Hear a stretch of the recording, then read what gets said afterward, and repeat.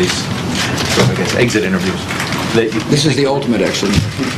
You think the Republican Party needs to be more inclusive?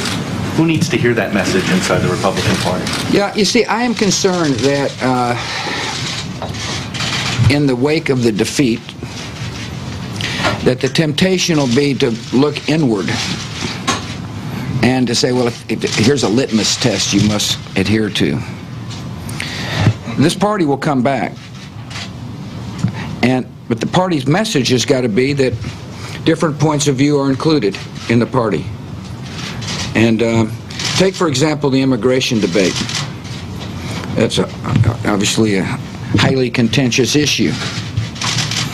And the problem with the outcome of the initial round of the debate was that some people said, well, Republicans don't like immigrants. Now, that may be fair or unfair, but that's the image that came out. And, you know, if the image is we don't like immigrants, then there's probably somebody else out there saying, well, if they don't like the immigrants, they probably don't like me as well. So my point is that our party has got to be compassionate and broad-minded. I remember the 1964 elections. My dad happened to be running for the United States Senate then, and you know, got landslided with the Johnson landslide in the state of Texas. But it wasn't just George Bush who got defeated. The Republican Party was pretty well decimated at the time. At least that's what I think that's how the pundits viewed it. And then '66 there was a resurgence, and the same thing can happen this time. But we just got to make sure our message is broad-gauged and compassionate, and we care about people's lives, and we've got a plan to help them improve their lives. Jay, yeah, how you doing? I'm good. How you doing, sir? So what have you been doing since 2000? Never mind. Working my way to this chair. So are you going to be here for President Obama? I will. It's a pretty cool job.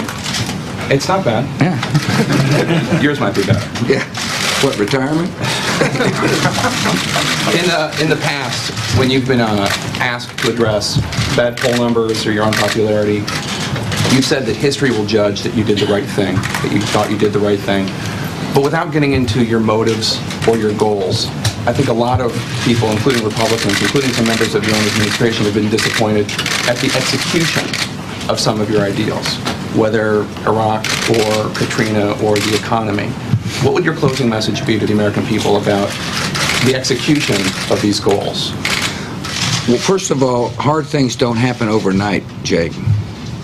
And when the history of Iraq is written,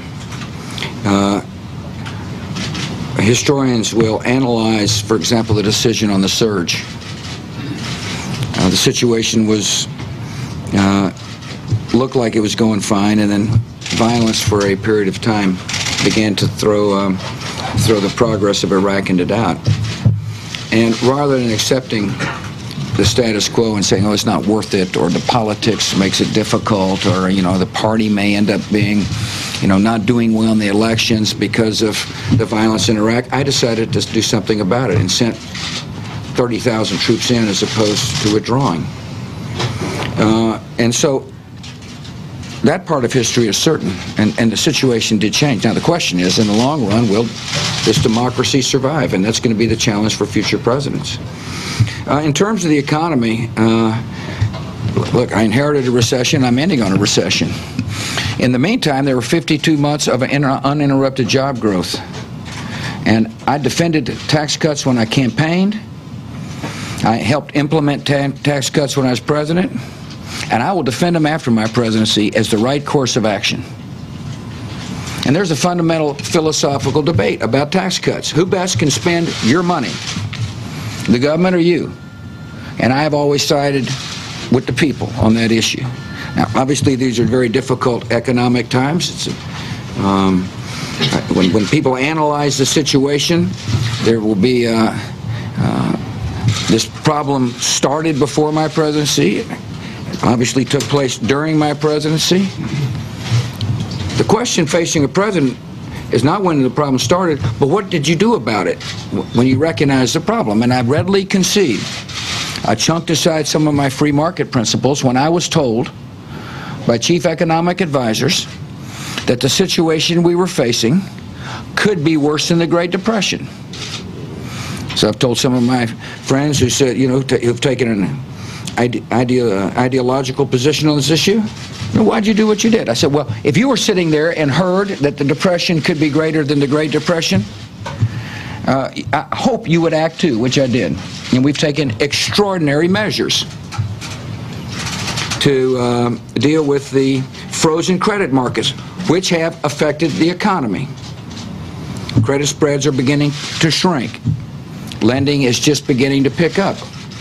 The actions we have taken, I believe, have helped thaw the credit markets, which is the first step toward recovery. And so, look, there's plenty of critics in this business, and I understand that. And I thank you for giving me a chance to defend a record that I am going to continue to defend because I think it's a good, strong record. Jim. Thank you, Mr. President. I'd also like to ask you about your critics. Sure.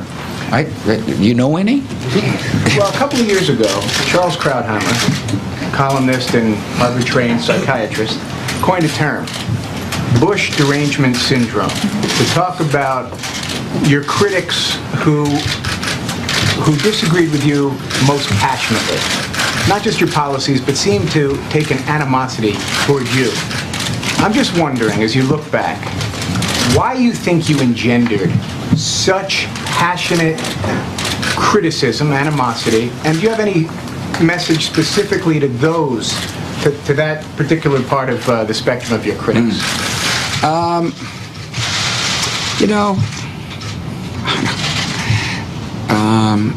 most people I see, you know, when I'm moving around the country, for example, they're not angry. And they're not hostile people. And they, you know, say, well, you never meet people who disagree. That's just not true.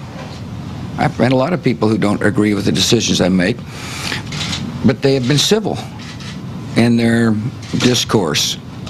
And so I view those who get angry and yell and say bad things and, you know, all that kind of stuff is just a very few people in the country. I don't know why they get angry. I don't know why they get hostile. It's not the first time, however, in history that people have expressed themselves in sometimes undignified ways. I've been reading, you know, a lot about Abraham Lincoln during my presidency, and there's some pretty harsh discord when it came to the 16th president, just like there's been harsh discord for the 43rd president. You know, presidents can try to avoid hard decisions and therefore avoid controversy. That's just not my nature. I'm the kind of person that, you know, is willing to take on hard tasks. And in times of war, people get emotional. I understand that.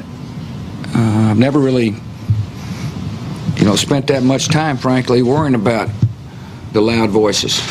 I, of course, hear them, but they didn't affect my policy, nor did they affect how I made decisions. You know, the President-elect Obama will find this too. He'll get in the Oval Office, and there'll be a lot of people that are real critical and harsh, and he'll be disappointed at times by the tone of the rhetoric. And he's going to have to do what he thinks is right, Jim. And if you don't, I don't see how you can live with yourself. I don't see how I can get back home in Texas and look in the mirror and be proud of what I see if I allowed the loud voices, the loud critics, to prevent me from doing what I thought was necessary to protect this country. I might. Mr. President, thank you very much. Since your philosophy is so different from President-elect Obama's, what concerns you the most about what he may attempt to do? You know, Michael, I'm not going to speculate about what he's going to do. It's going to be, you know, he's going to get in the Oval Office. He's going to analyze each situation, and he's going to make the decisions that he thinks is necessary.